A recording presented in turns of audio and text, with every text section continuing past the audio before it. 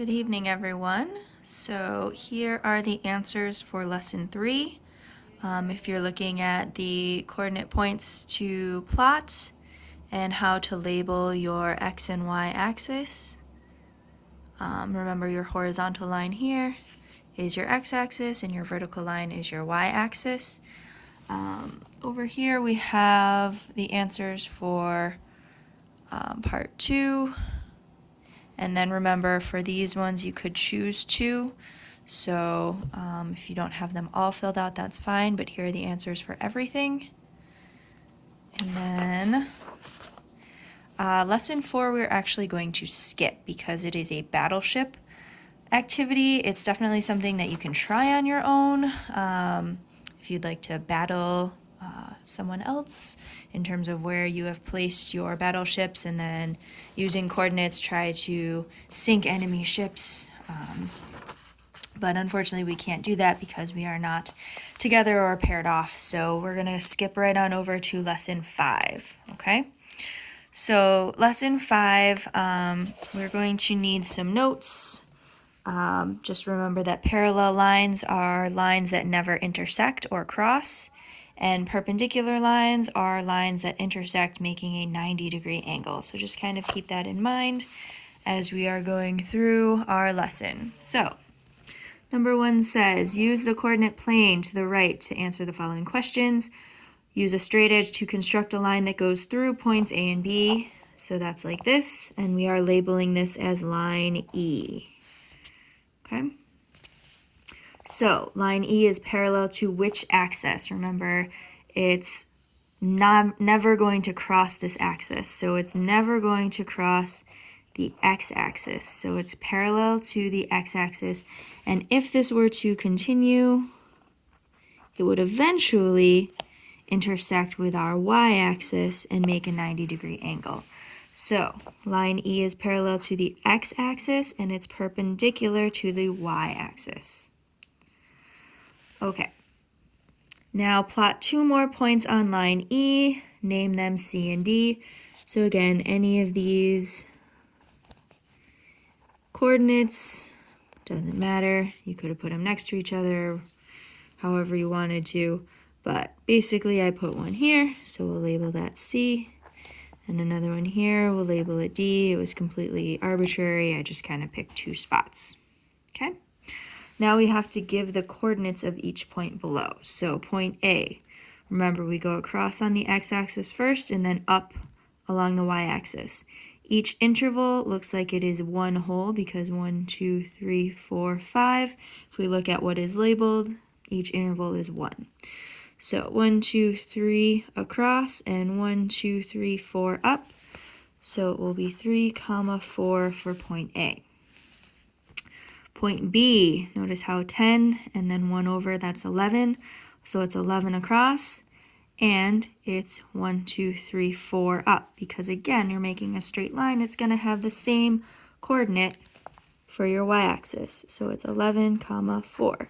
So notice how the 4s are the same in our points.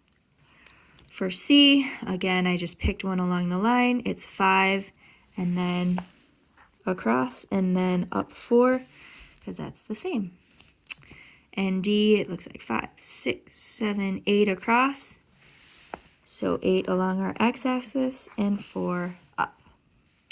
What do all of the points in line E have in common? They have the same y-coordinate.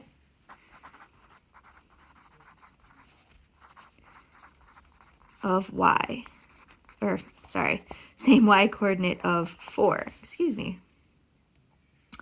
Give the coordinates of another point that would fall on line E with an x-coordinate greater than 15, okay? And coordinates of another point. So it could be anything along the x-axis, but it has to be bigger than 15. So it could be 16. And we know that our y is 4, so it's going to stay the same no matter what. Now, you could have picked another number bigger than 15. You could have picked 100. The y-coordinate would still be 4, okay? You could pick 1,000,000, 1,000,000,000, 917, okay? As long as it's bigger than 15 and the y-coordinate is the same. Obviously, we can't fit that on our graph, but that's okay. They just want you to plot the points. All right. If you look on page 23, we have another coordinate plane. Plot the following points on the coordinate plane on the right. So we have point P, 1.5 on our x-axis and half up. And if you look, 1.5 is here and half is actually 2 intervals up. So this will be point P. Then we have point Q, which is 1.5 over 2.5 up. So again, it looks like it's along the same line. So 1.5 across and then 2.5 up. This is point Q. For point R, 1.5 across, 1 1/4 up. So 1.5 across, 1 1/4 up. That gives us R. And then we have point S, 1.5 across, 3/4 up. So 1.5 across, 1/2, and then 3/4 just here will be point S. Now I already did the straight edge because it's really hard for me to make a straight line without putting the camera down for a second, so I didn't want to do that to you. So I already drew the line and we are labeling it H, okay? In line H, x equals blank for all of the values of y. So the x is the same in all of these points, 1.5. So 1.5 for the values of y. So line H is parallel or perpendicular to the x-axis. So if I were to continue this line, what would it do with our x-axis compared to our y-axis? Notice how it crosses it, so it's going to be perpendicular. It's going to make a 90-degree angle. Whereas it's never going to touch the y-axis, which means that it's parallel to it. So, what pattern occurs in the coordinate pairs that let you know that line H is vertical? All of the x coordinates are the same. So in all of our coordinate points, the x coordinates are the same, that 1 1/2. For each pair of points below, think about the line that joins them. Which pairs is the line parallel to the x-axis? So here we have 1 and 1.4, or 1 4/10, 2.2, 4 1/10, 2 4/10. None of these have the same x or y coordinate. So they're not going to be vertical or horizontal. Okay? So this one is kind of a non-example. For part B, we have 3, 9, 8, 9. Both of these have a y coordinate that's the same. So if the y coordinate is the same, it's actually going to make a horizontal line. Okay? So if it's horizontal, it's going to be parallel to the x-axis, and it's going to be perpendicular to the y-axis. Okay? Now, 1 1/2, 2, 1 1/4, 2, 1 1/4, 8. These have the same x-axis, so it's going to be perpendicular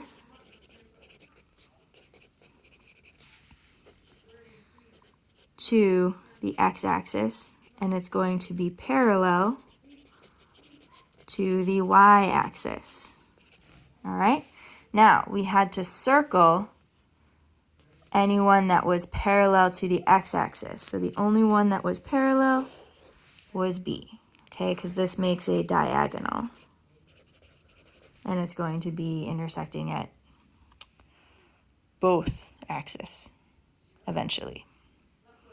All right, for each pair below, think about the line that joins them, which ones are parallel to the y-axis, and circle your answers. So, 4, 12, 6, 12. this has the same y-axis, that means it's going to be